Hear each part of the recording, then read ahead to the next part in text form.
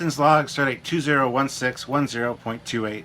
Welcome back, guys. Captain Foley here for another edition of the Captain's Log, your Friday Trekyards goodness, I guess.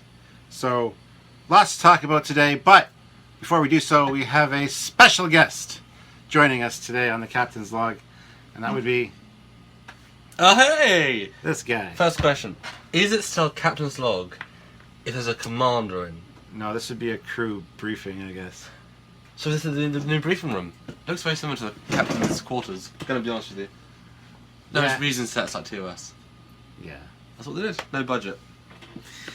Anyway, guys, so lots happened this week. As you guys have heard, we've already done a video on this. Brian Fuller has stepped down from Discovery. Now, it's unclear as to the reasons why. They say it's because he's been working on other shows and things, so... See, I'm gonna let it's his log. I don't really want to interrupt that much. I'm sort of here. I'm sort of not because this is your zone. No. Well, they want your input, I'm sure. I know. Okay. Yeah, it's going to be very interesting to see what happens. We don't know. I want to see the show. Make the show already.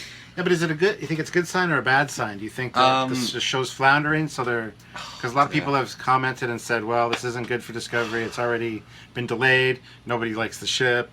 This is just another bad thing to add to the lineup." So it's certainly another talk-worthy point really soon, which is none of these are good. You know, changing the alien races, the ship being so controversial. You know, him leaving. These aren't good things. No casting yet, even though it's supposed to be filming next month.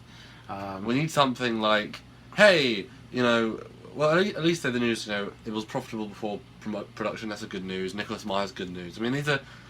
You need some more good press. They should release something soon as like an image teaser of like another ship in a nebula really far away, so it's sort of a silhouette. It's like, oh, that looks like a cool CG. Show us what you can do.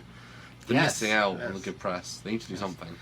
Well, I don't know. It makes me worried for the show. I really think it might be floundering, and I'm not happy about that. I don't know if floundering is the right word because it's not even being made yet. Exactly. And so it can't even get off the launch pad. No, that's not. No, it's not true because it hasn't started being made yet, so it's a case of changing it before it starts, which is sort of good because if he was floundering in the middle, if he left halfway through, it'd be like, oh damn. Like, true, that's a good point. The Guardians direct, I think he left halfway or something else. Well, that was James Gunn. Ant-Man, he left. It's like, oh no, it's floundering. You know, but if it was the right decision, it was the right decision, and we'll see. Like I said in the other video, who knows, these guys might be more interested in making more canonical Star Trek, which would be great. We would happily enjoy that, I think.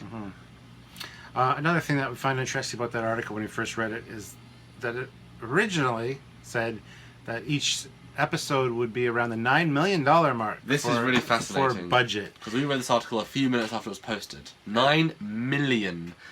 And each episode of sort of Star Trek was like 1 to 2 million in terms of the Enterprise, and then Stargate was like $1 million per, and then Game of Thrones like 5 or 6 million. But then what happened? And then while we were filming our quick breaking news that he stepped down, while we had the article in front of us, the information actually changed to what was it? 6 to 7 million per episode. So that's $2 million shy of the $9 million that they originally posted. Budget saved by losing Fuller, didn't they? Didn't they? Crazy. Maybe, yeah. Now that either is they got it right first time, and then somebody said, "Guys, you can't actually let them know the real number because that's a bevy." That's why I wanted to discuss it in this episode. That 9 million episode is something ridiculous. 6 to 7, a bit more realistic. Like I said, I think 5 or 6 Game of Thrones. If you're building all these big complicated sets, but then they have big, location shoots. They have a huge cast. They have the same sets, relatively speaking, every season for a lot of the things. I mean, what do you think? Okay, let's go for the 9 million first. I won't talk about that as much because that's now been redacted. Yes. Because they're definitely not. I mean, you saw it too, but didn't you? 9 million. Yes, absolutely. Yeah. What do you think about 9 million episode? What does that say to you if that's actually the case? Well, we have something special to look forward to, I think. Good perspective. I like that. Plus, they gotta pay all these guys. They gotta pay like Nicholas Meyer and all the big names that they have involved with this. Are you saying they got William Shatner for every episode? That's why it's 9 million. Well, that was a spoiler. He's Admiral Shatner. No, we don't know. What's his name in Boston Legal? Denny Crane. Admiral Crane. That would be funny. Of the USS Boston. In 5 episodes, he charged 12 million. So they had to stretch that out over the 12 episodes to make an extra million. No. No, I think that it speaks to high production values, obviously. And like they said, they want to go serialized, much like Game of Thrones. So what that entails and whether that actually warrants bigger budget than a regular episodic series is kind of up in the air. I don't know if that's the way it works. And you've got to remember that they're moving to Toronto, have moved, for cheaper costs. To save costs, exactly, yeah. Now, that could mean that if they're in LA, it costs $5 million to make an episode, raw costs. But in Toronto, that costs $3 million. So those extra million you have goes towards CG, crew, cast, whatever, which is obviously a good thing to do. But a $9 million budget, now, I think we should probably move on to the 6-7, because that's what the article actually says now. Yeah. So 6 or 7, a bit higher than Game of Thrones, which could imply, because Game of Thrones brought in only a couple of name actors, this could imply a couple of name actors, which would be quite interesting. Well, I can't imagine like a Scott Bakula would charge that much, honestly. It could be too that the $9 million was for like the first episode or the first 2 episodes, and somebody got a hold of that number and threw it in the article by mistake. I mean, it was reportedly, that was what they said in the article. Yes, and then but then they did fix it. So I still think 6 to 7 million is high enough for I remember some good Trek. I remember reading that the Enterprise pilot was like $8 million to make. It's a 2-parter, first of all, and they had to build all the sets. Is that adjusted for today's? I don't know, but I would hope so. Maybe 10 years ago, it wouldn't be that much different. Not that much. Oh, I think Star Trek Enterprise. I meant Star Trek, like the cage. No. I was like, wow. No, because they had to build all the sets, and obviously that's the initial cost. Obviously, every other episode yes. cheaper then. So you're right, it could be the same thing. Building the sets is a hell of an expense. Yeah. But still, I mean, even 6 or 7, that means they've got weight behind it. That said, if they sold all the distribution rights and they're in a profit, what if they said, hey, this extra money, let's put it right back in? I mean, wouldn't you want to start off with a bang and really push the boundaries? Yeah, absolutely. So Trekyards, of course you would. But yeah, I think to build all the initial sets and everything, I wonder if any of that is even done. Because I would hope something's done. Well, they built the Thames show like 2 months ago, so I'm sure. Oh, that's a good point. But mostly done. I'm getting the vibe that there's just nothing going on, and it's really starting to bug me. Oh, I want. You gotta imagine the sets are almost finished. Filming in a month. Yeah, I don't know. They need to tell us things. He needs to. They do. They need to. He won't leak us things anymore now, Brian, because he's not on it anymore fully. But the person, someone needs to post a link of like, again, maybe a really dark set with like a light in the middle, so you see one console. It's like, ooh. Yes. They need to do something. They need to tease us a little bit. I mean, viral marketing is so important, especially for this internet age, and little pictures of the hilt of a communicator or a phaser, sorry. Yeah. Little things that just show you glimpses every week could be like, ooh. But and it's a perfect series to do that with. Yeah. You know, like Game of Thrones or something. It's like, yeah, whatever. Well, that didn't have the same hype starting up. Oh, exactly, yeah. And a lot of people didn't even see it until like the end of the season or second season. Then it obviously gained momentum. But a series with the geek fan base already interested means we're all. Who do you call him a geek?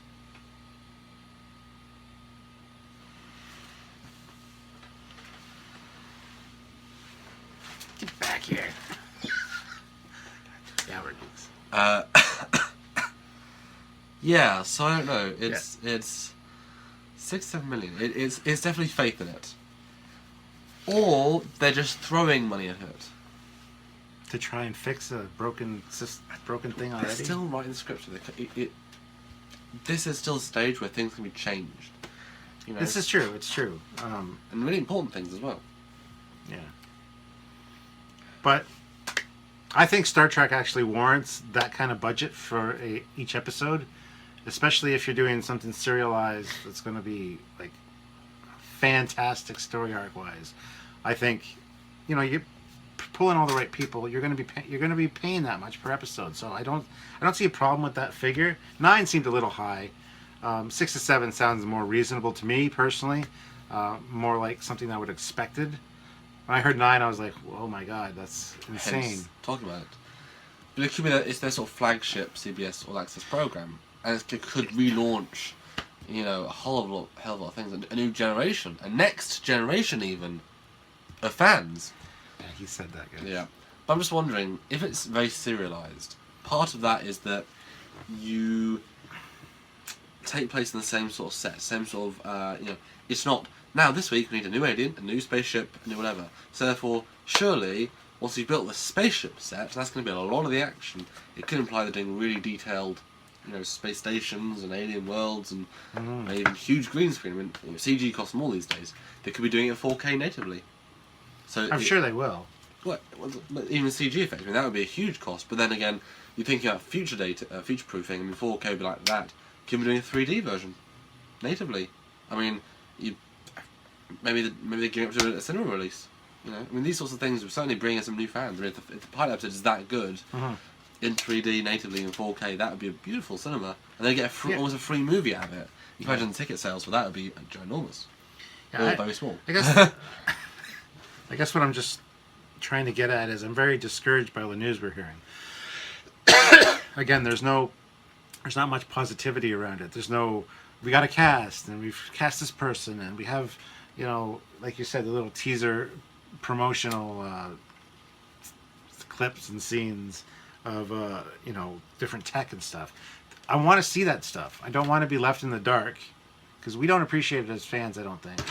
But I don't want to... all we hear is bad news all the time. It's just a little much. It's perspective, isn't it? Balance Terror is not saying bad news or good news. Well, yeah, it was good news, but it was so vague. I've got to ask though. Now, this is still another just another TV show in the broad scheme. How far back would you expect to hear casting? Do you expect to hear the full casting shoot before it's even started filming? Is that normal? I don't think it's normal. Like Game of Thrones, did you hear the casting before it was filming? I have no idea. Yeah, I don't think that's normal. Like Doctor Who does that. They do casting before filming, or at least as filming, because that's a big deal. Obviously, people see them in Cardiff, I think. But that's to get hype. I don't think it's normal. Maybe when and to be fair, remember Star Trek Voyager? They changed the Janeway character in the first week. Yes. They didn't announce them. If they did, it would have been like fake, bad advertising. So obviously, it would make sense. Wait a couple of weeks, wait a couple of months in production. They've got some stuff in the bag. They know it's all set. They know what they're doing. Things change on the fly. What if this character's amazing, or to make him more primary? It's just because we're so invested, and we especially so invested, that we have a different context. But I would think as soon as it starts filming, unless the guys that replace Brian Fuller aren't media people, unless they don't want to present to media, I'd expect to start seeing stuff. And wouldn't you rather see one giant, like the trailer? I was like, ooh, cool trailer, sort of. Wouldn't you rather see one big announcement rather than lots of little drips? Nope. Okay. I just want to hear some positivity around this Yeah. production. That's the problem. I want to see the phaser. I want to see the tricorder. I want to see the communicator. I want to see anything. I want to see the uniform. I want to see the floor of the Ceiling. bridge. Ceiling of the bridge. Something. L-cars of the bridge. Has it I'd got love to see an L-cars. That's a little bit too much. Has it got buttons or touchscreen? I'd love to see that. Has it got both? Has it got knobs and dials and turny things? Who knows? I can't see it doing that. Maybe a nice mix of both. But that's another topic. Okay. Anyway, guys, what do you guys think? Put in the comments below. Do you think that the $6 to $7 million budget would be justified for Star Trek Discovery? I think it would be, personally. Is 9 too much? You think 9 was just an initial figure for the first episode or something? Who knows? But anyway, comment, talk. But there's a few more things I want to talk about in this Captain's Log. Okay. Samuel. Yo! Mission in Canada is on. You're at my house. I am. Apparently. It's not green screen. Are you sure? Yeah. Move over just a tad. Just a tad. There you go. There you go. Not that far. There you go. Right there. Anyway. Yes, sure. So we started this mission out with you, actually. Yes. Flying into Boston and speaking and hanging out with Andrew Probert. So, want to give us a quick recap of how that went? Yeah. Just a quick recap, because we're going to do a more detailed one afterwards. Sure. The one and only Andrew Probert, designer of the Enterprise D, the refit, the Deredex, the Viking Marauder, the Viking Marauder. No. We flew into Boston to see him, to help you guys get some art prints. Because he's such an amazing designer, such a great creative force, and he was the guy we missed last time. Yes. Wrong coast. Yeah. Just thought, let's see him. It didn't cost that much more, but we've got a lot of prints signed, and you guys will see those when you go. Some guys donated for them, and you'll see them, and they should be sending off soon. It was good. We went in Boston, stayed over at a hotel, went there the next day. Had to go 2 different FedExes to print because I didn't have the right stock of paper. But hey, want quality for you guys. Gotta say, the printing costs were pretty brutal, but we're not gonna get into exact numbers. Just the amount of prints and stuff that we printed and the quality we printed them. Yes. Well, you guys got us almost 200% of our goal, so we want to put that directly back into stuff for you guys. So we did. Yeah. We're okay with that. Well, the money's not come in yet. Hopefully soon. It's happened last time too. It'll be here. Don't worry. So we met with Andrew, and he was wearing a Star Wars shirt to answer the door. Very little AT-AT sort of blue blueprint, Millennium Falcon. Nice. And yeah, really nice to meet him again. I saw him in London once. Him and his wife. We got on with them really well. A nice chat. We just kind of surreal being at his house, and we've been in Doug's house, much more full on in Doug's house. But Andrew's much more subtle. You can tell his wife doesn't really like sci-fi. So there's like trinkets here and there, but it's more clean. And then his office is full of stuff. Not like this though, less crazy, like you. But it's nice. We hung out with dinner. Took us to one of their favourite places. Really nice. There were dancers there, like what was it? What did we say it was? Line dancing. Yeah, line dancing, which was great. Really interesting. Amazing mashed potato. I love mashed potatoes. Mashed potato. Yeah. And that's what I love about America. There's just so many different types of food that are all really good. Yes. And bad for you. Oh, very bad for you. The worst. But that's the best kind of food, right? Yeah. And then woke up the next day. Dad and Andrew woke up. Dad was there too. My dad. He wanted to do Phase 2 sets, or the new set tour sets. And so yeah, we had a look at everything there. They ended up chatting for a few hours in the morning before I woke up. Andrew showed us a little family holiday video. He was really proud of. It was pretty good. And then we had lunch, did lots of signings, a lot of signings. Hopefully you guys will be excited because there was a lot of work, a lot of Andrew was a real sport because we wanted to get you a lot of stuff for you guys, and he was really good about that. But he understands that, you know, you guys don't have access to that legend, but through us, you guys can get a piece of that, high quality renders and a signature. So that was cool. At lunch again the next day before we left, and then we left quite early to go meet you in Ticonderoga. That was the summation of the trip. It was good. Andrew was full of life and dry wit, lots and lots of dry wit. It was nice to hang out with his wife as well. Got to hear how they first met. It was a lovely little story. Well, yeah, it's getting kind of detailed. Okay. Right, so we ended up going to Ticonderoga, of course, to Drexconderoga. Yes. Got to get on the sets. Got a lot of footage for you guys. They're almost finished. It was great. Much better than last time. Yes. You know, under construction. Lots of great interactions with James Cawley while we were there. We got to hang out with Doug, of course. Got some great interviews between the two of them. They're just old friends catching up. Kind of got tangentially off track as per usual. Hard to pin down together, but we got something, guys. Yeah, it was good. It was good, and I loved hearing their stories. I could listen to them for hours, but we needed to reel it in for you guys and get something that was, you know, editable. Editable, is that a word? It's a word now. Yes, editable. yes, Trekyards. So no, it was a great time, and my brother was there. Your dad was there. We got a lot of great photos, and they were a great team to film with. Yes, they were like our production team, and they were the cameramen and the lighting men and the, you know, everything. Gophers. So they really helped us out, and we got some great footage. Well, we bought our own food though. They wouldn't be catering. The credit was available. Didn't be catering. You know, Steve he was a gopher. He went and got the tripod and stuff for me. That's a runner. Oh, runner. Yeah. Run, runner. It's from Logan's Run, guys. You know. Anyway, so yeah, it was great. We got a lot of cool stuff, especially for the upcoming Constitution class episode. We were busy. Yeah, you see, you're crowding me again. Look at on the screen. Well, you can slide over a bit, just a bit more. Yeah, but then I'm at the edge of the screen. It's fine.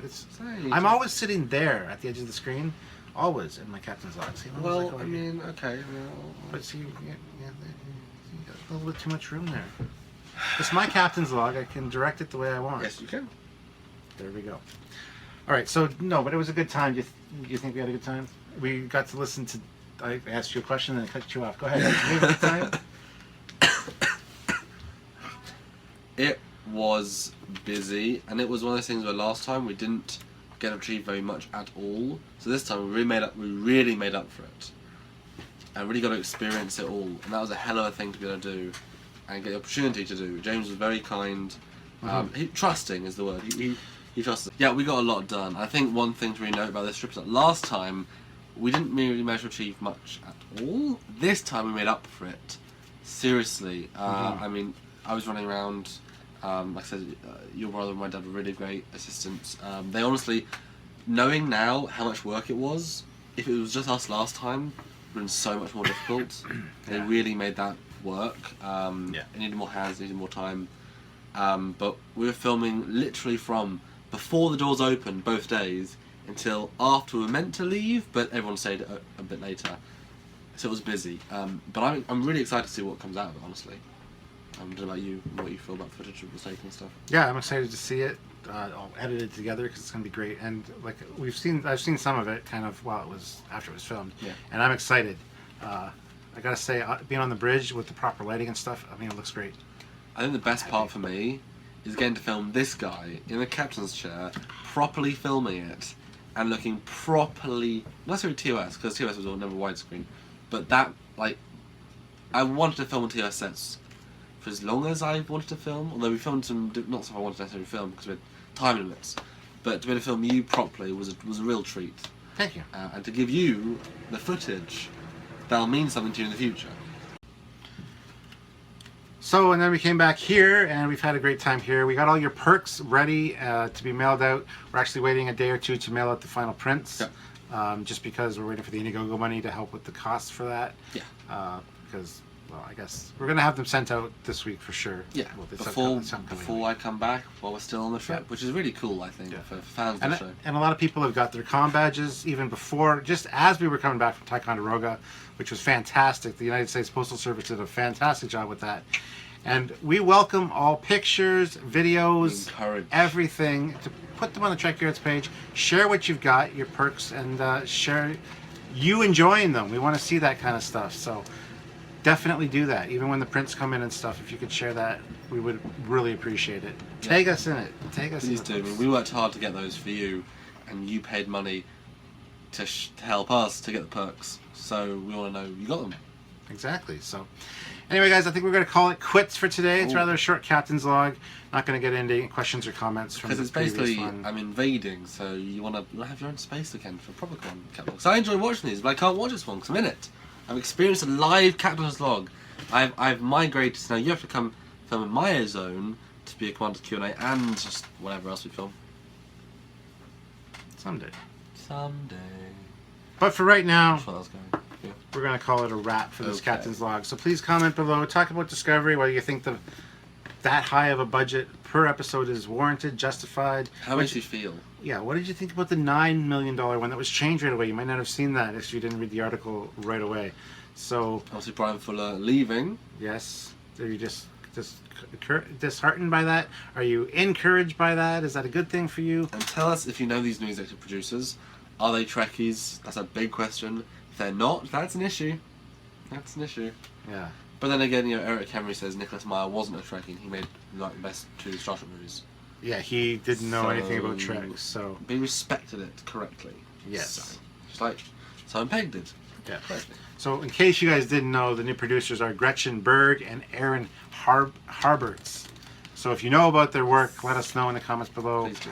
And looking forward to reading all those guys. So, until next time, this is Captain Foley. And Commander Cockings in the Captain's Corner.